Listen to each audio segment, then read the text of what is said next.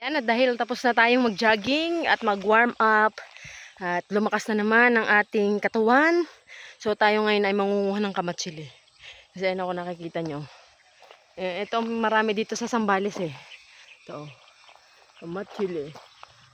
Ito. Oh. Ito po. Yan. Alam nyo po ba yan? Yung prutas na yan. So kukunin natin yan ha. Kukunin natin. Yan. Wait lang, medyo matinik po ito kasi hindi tayo basta-basta nakain ito. Yan, so medyo matinik kasi siya. Kaya tikman natin kung uy. Marami siyang insekto. So wag na lang yung bukas yung kunin natin. Yan natin to sa ibon.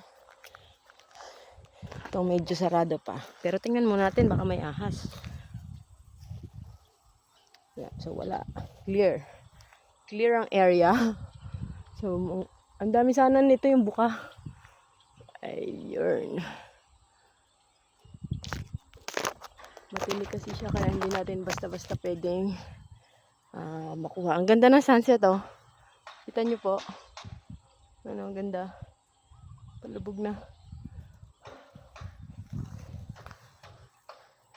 Makatakot man kunin.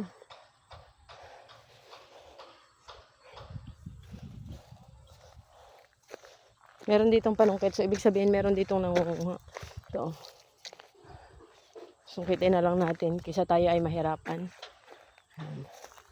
Ito, ang dami. Tikman natin to.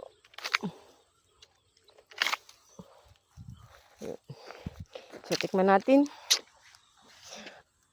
Yung aking kasamang mag-jogging ay doon pa sila. Isang ikot pa sila doon. So, tayo, yung pinakalakas natin, yan, lalakad na lang tayo. Tingnan natin ito. Tikman natin kung masarap. Takla. Pero ayos na rin. Sa training, maraming nakakasurvive dito sa kamatsili.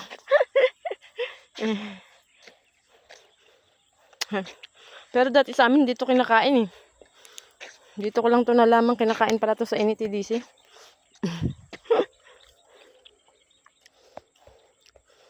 Mapakla.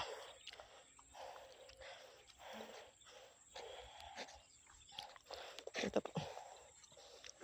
Yun po yung marami din dito sa Zambales. Siguro kapag talaga mabuhangin yung lupa, maraming kamatsili.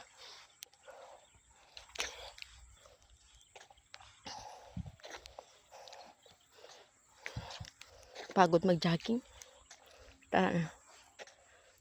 Tapos may buto siya.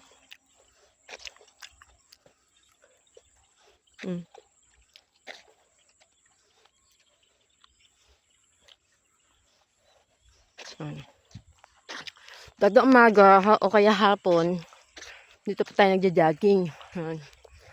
Ang haba-haba po niya. Hindi naman siya totally mahaba.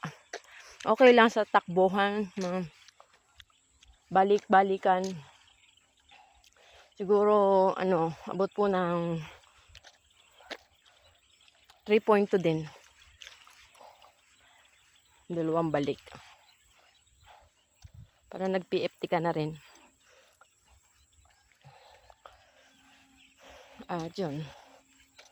Medyo nakapagpahinga na tayo. Ayan na nga. At marami tayong buto ng buto. Tsaka matsili. So, yun muna mga guys. At see you ulit sa susunod nating pag-vlog. God bless.